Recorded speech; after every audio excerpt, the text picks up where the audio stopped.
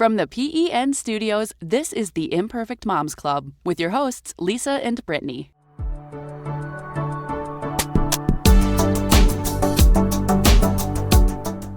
This week on Imperfect, we're reflecting on Miss Magda Gerber. She inspired us to recognize babies as whole people from birth who deserve our respect and should be welcomed into the world as honored guests. Join us in discussing this pioneer in parent education.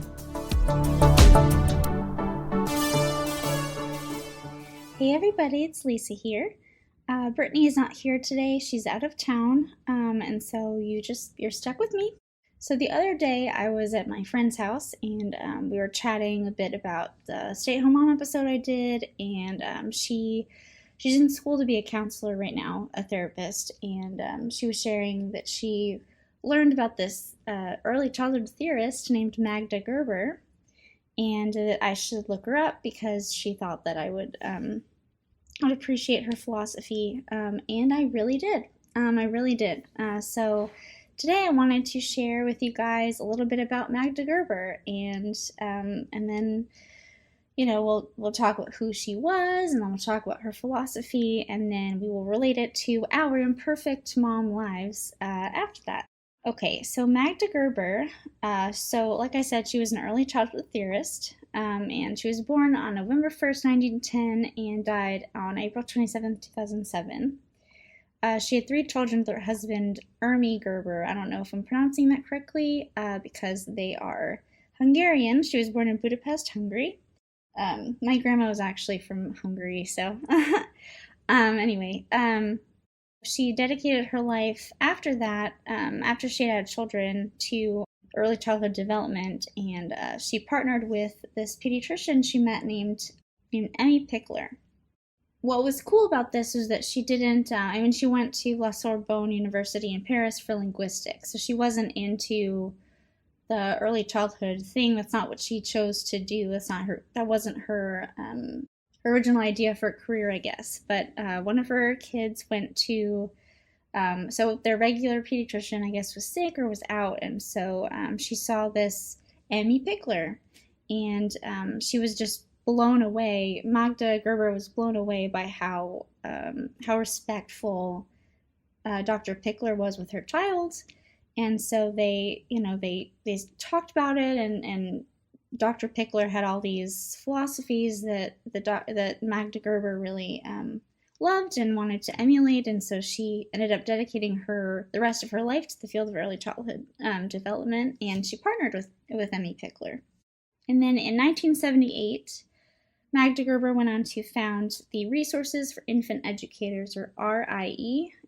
It's a nonprofit in Los Angeles. And from the website, from the RIE website online, it says that they're a network of infant-toddler professionals who are passionately dedicated to empowering parents and caregiving professionals to provide the secure and respectful beginnings children need for a healthy life. That sounds amazing to me.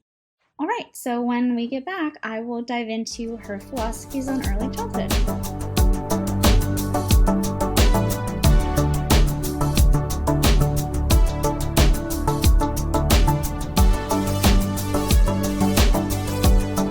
The Imperfect Moms Club is brought to you by... Did you know Geico's now offering an extra 15% credit on car and motorcycle policies? That's 15% on top of what Geico could already save you. So what are you waiting for? Your teenager to help around the house? Okay, Mom, I emptied the dishwasher, vacuumed the basement, and folded the sheets out of the dryer. Wait, what? Oh, and next, I'm going to clean Mitten's litter box. Are we in some kind of prank show or something? That's a camera, isn't it? There's never been a better time to switch to Geico. Save an extra 15% when you switch by October 7th. Limitations apply. Visit geico.com for details. Hey, my friend, I just wanted to pop in for one quick second and just ask you if you wouldn't mind sharing a screenshot of the show right now on your social media. If you would do that and post it to your Instagram stories, to your Facebook stories, or something like that, and tag us, that would help our show so much. The best advertisement is by word of mouth from our listeners, just like you. If you found an episode that you truly love and that was helpful for you, or that just made you laugh along with us, please share that with your family and friends. We want to grow our community, and the only way to do that is with your help. This is the Imperfect Moms Club on PEN. Get in touch with the show through the PEN listener hotline at 833-PODS-NET. That's 833-763-7638. And now, back to the Imperfect Moms Club on the Podcast Entertainment Network. All right, welcome back. So, like I said, Magda Gerber was influenced by Emmy Pickler, who was a Hungarian pediatrician. So she had treated her sick daughter, like I said, and Emmy Pickler actually ran an orphanage in Budapest as well, where she practiced her theories on these children. Her approach, it's called, I guess they coined the term edu-caring approach. So basically, educating approach, it's respect, respect, respect. It is all about respect. You respect the infant, you respect the toddler. Basically, at every age and stage of a child's life, you show them respect, and it's built on mutual respect and trust. So you have to trust in their competence. So even if they're a baby and there's not a whole lot they can do, you have to trust that they're competent. They can do things. It's not like they're not objects. They can do things for themselves, and you just, the more you watch them, the more you'll see that they actually do know a lot, and they pick up a lot, and they can do more than we give them credit for. I guess is the idea. And so it's built on, like I said, respect, trust in the infant's confidence, and then sensitive observation. So she says that the more we observe, the more we see and will appreciate just how much a child will learn all on their own in the first 3 years of their life. And then also involving the child in caregiving. So basically you make the child an active participant rather than just a passive observer. And that goes for feeding and changing diapers and any child care activity. You want them to be a part of it, like you're doing something with them instead of to them. You want to create a safe and challenging and predictable environment, space for the baby to move and explore and learn on their own, space and freedom to do that, obviously in a safe space. The more predictable the environment, the more easier it is for babies to learn. The next part of this educating approach is uninterrupted play and freedom to explore. So instead of teaching the babies, you want to appreciate what they are doing. I feel like that puts pressure maybe on kids. You want to observe what they're doing, and then you may be surprised to find that, oh wow, they're doing smart things, or I didn't know they could do that, or they're more advanced than I thought. And then the last part of educaring is consistency.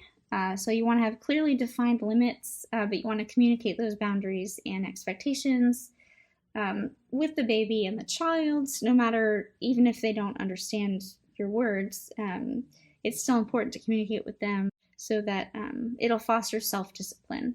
So I found an article, and this article was from harmonylearning.com/au.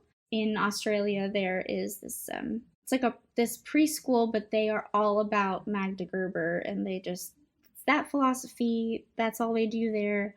And it's called Harmony Learning. It's all over Australia, but unfortunately not in the US. So they, anyway, there was an article on their website, and so the article was 5 things Magda Gerber inspires us to do. So the first one is respect all babies and children. So respect helps them foster a baby's authentic self. Respect and trust in children makes them initiators and explorers and self-learners.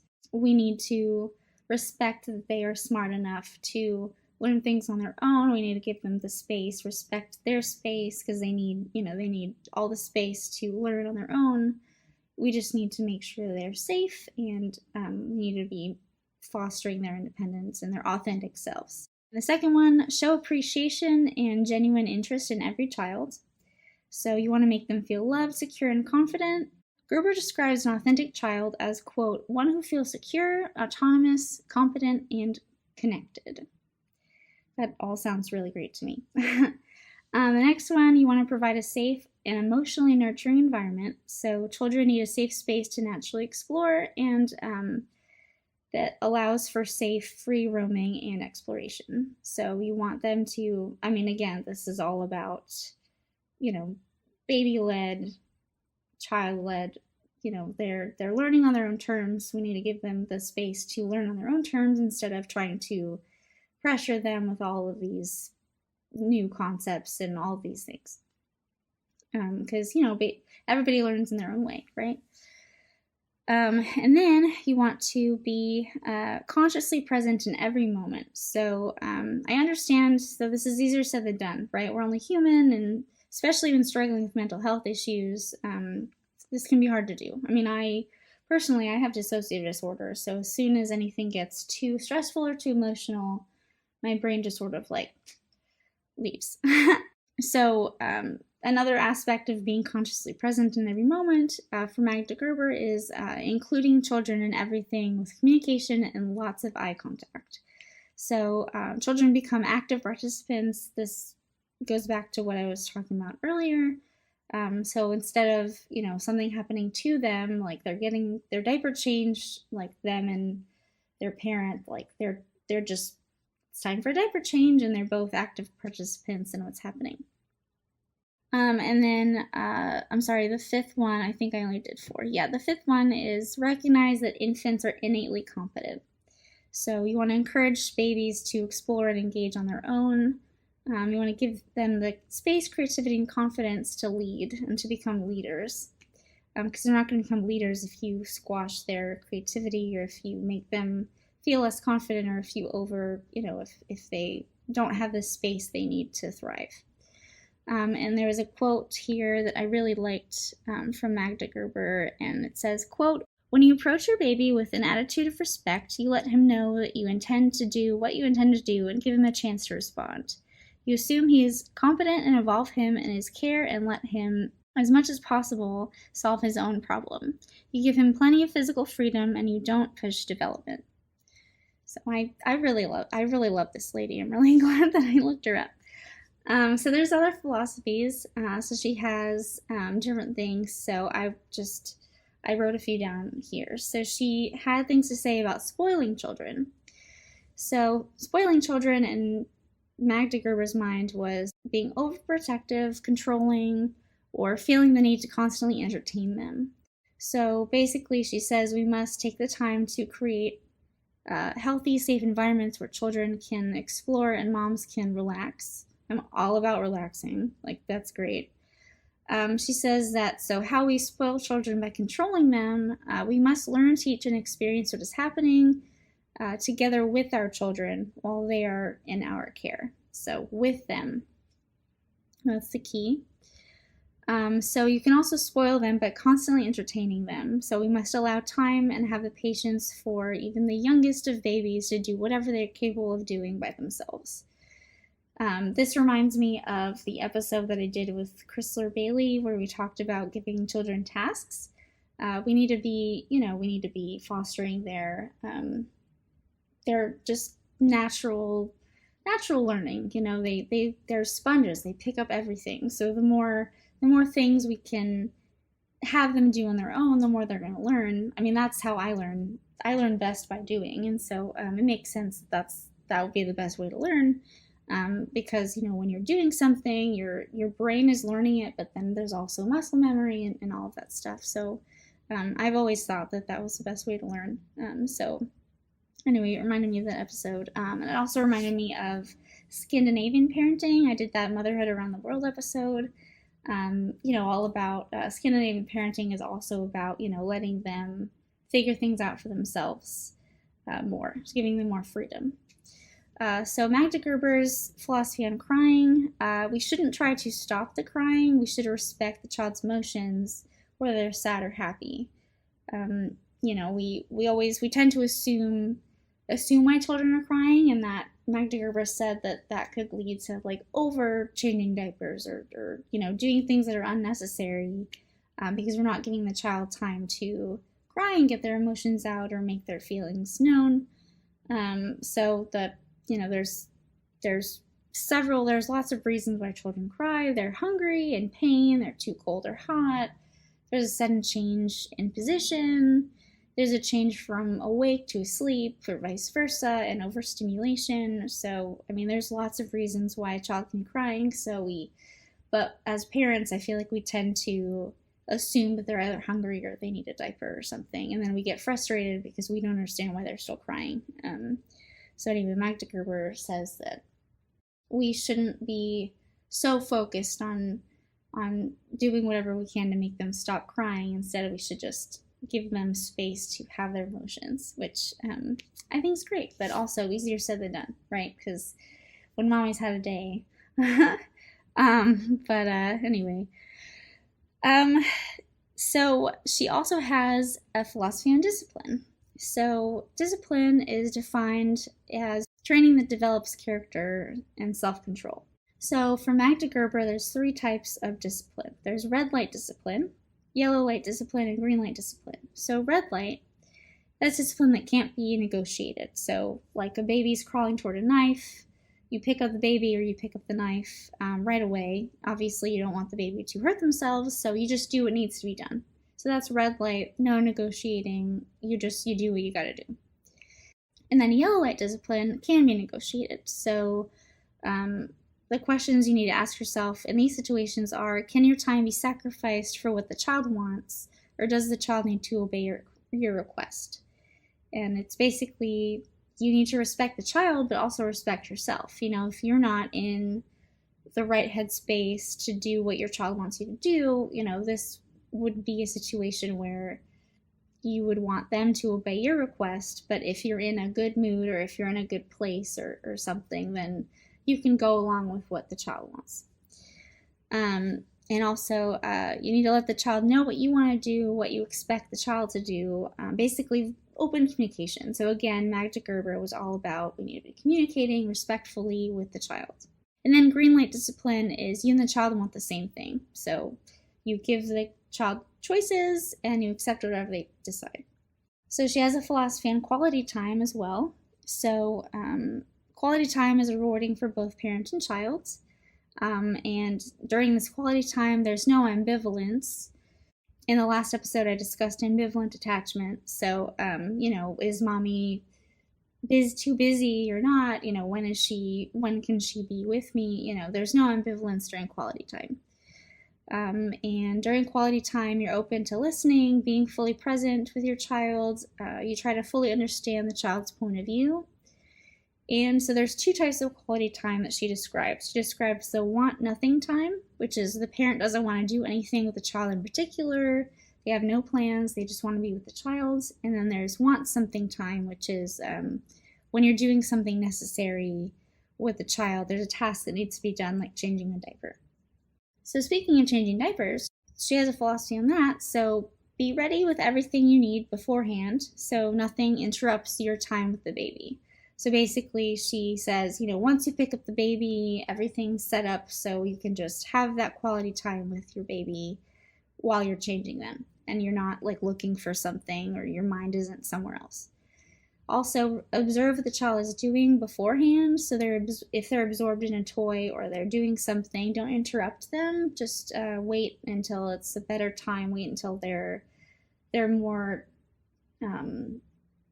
wait until they want to get their diaper changed or they're distracted by their wet diaper or something like that. But if they're engulfed in something else and they're having fun, then, you know, don't interrupt them.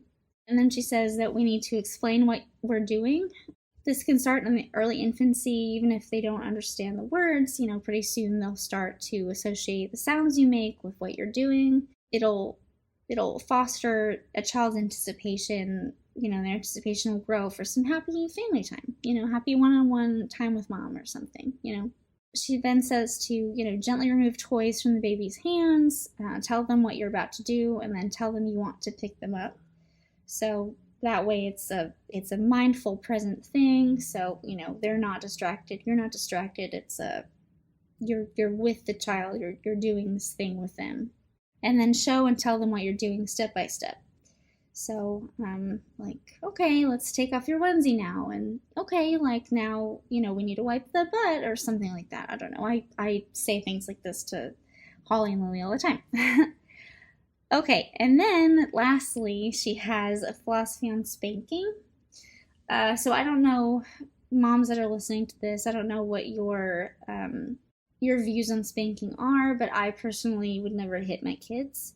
never spank them. I think that hitting and spanking, they're one and the same. But that's just my opinion. I understand that people have different ways of doing things. But anyway, so she has a philosophy on spanking.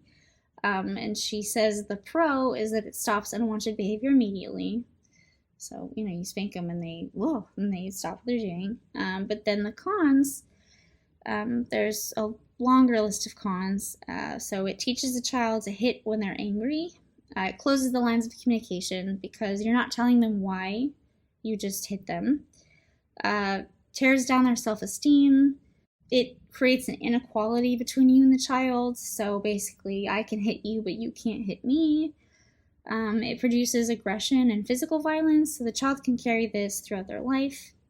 The child behaves out of fear of punishment and not respect for their parents. So instead of learning why they can't do this, it's, oh man, I need to hide what I'm doing or else I'm going to get slapped or spanked.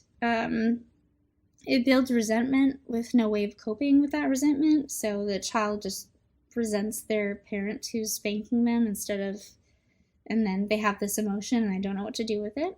And then there's nothing positive that's learned with spanking. That's what Magda Gerber says. I tend to agree, but again, I'm not trying to tell you how to parent, right? Okay, well then let's take a quick break and then we will relate everything that we just heard to real life and to Imperfect Moms Club, being an imperfect mom. So stick around.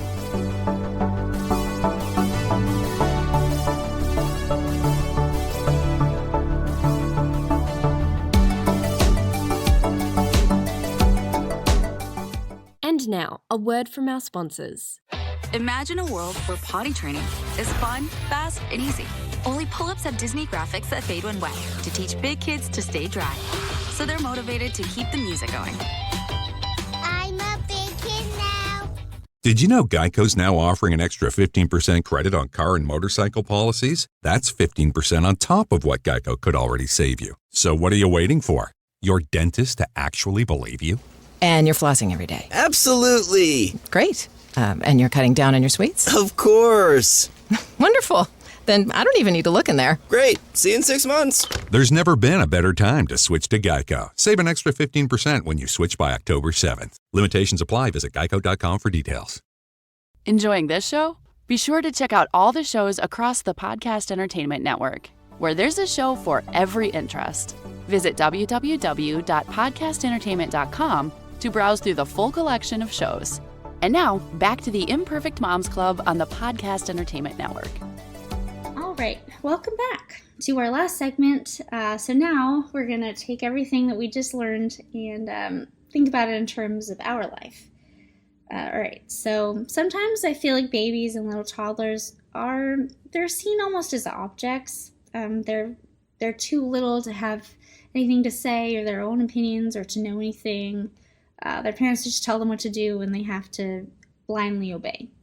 But then I also see the other extreme where kids are seen almost as little adults and they're treated as such and they're taught concepts that are above their heads and they're expected to understand. I believe that there needs to be a happy middle.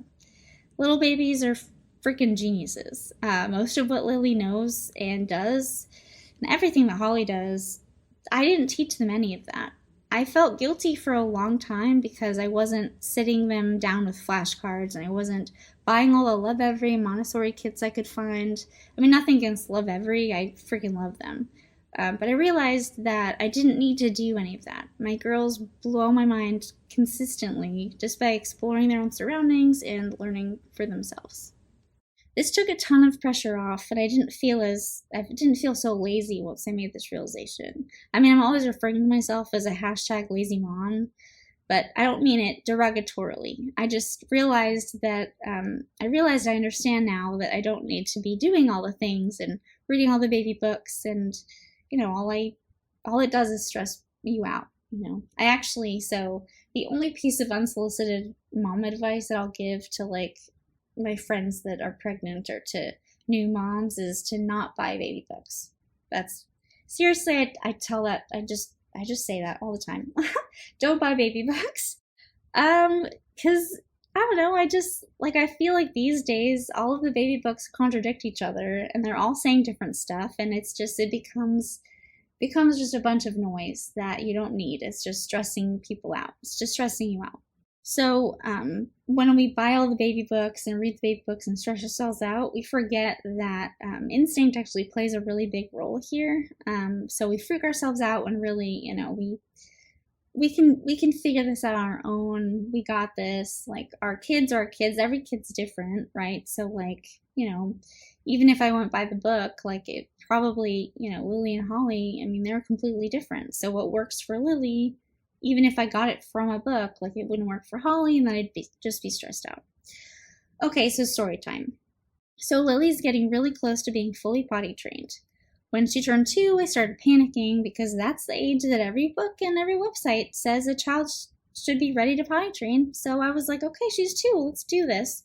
So I was in panic mode because I didn't know how, and I was really nervous and scared and feeling paralyzed.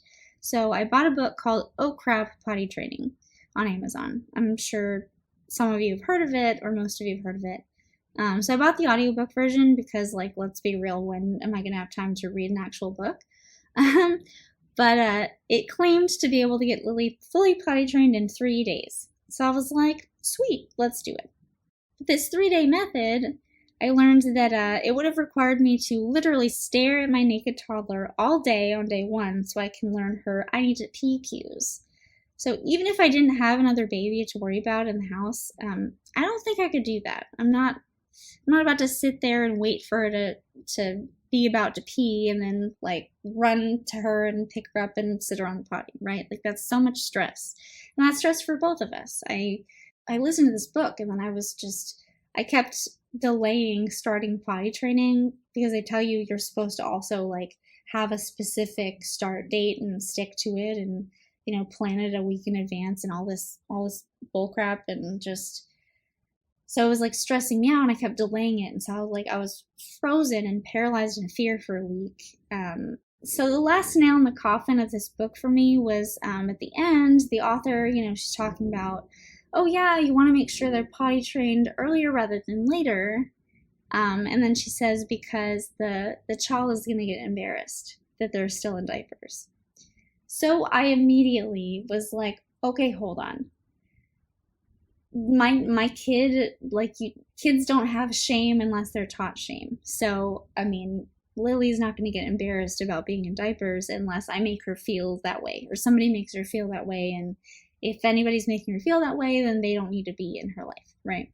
So I immediately stopped listening because I was like, look, like, I don't know, like, this is crap, right? So I stopped listening to the book and realized that I wasn't actually that stressed about it. I wasn't stressed on my own. I was just stressed because of this book. So, I mean, and honestly, like, I didn't even need to do much. After my week of panic by book, I decided I would just let Lily figure it out, or let her tell me when she was ready. And she did. Now she's wearing big girl underwear during the day with very few accidents, and she's peeing like a champion in the bigger potty at school. She hasn't tried pooping in the potty yet, but I'm not sweating it. I'm not worried about it. She'll figure it out.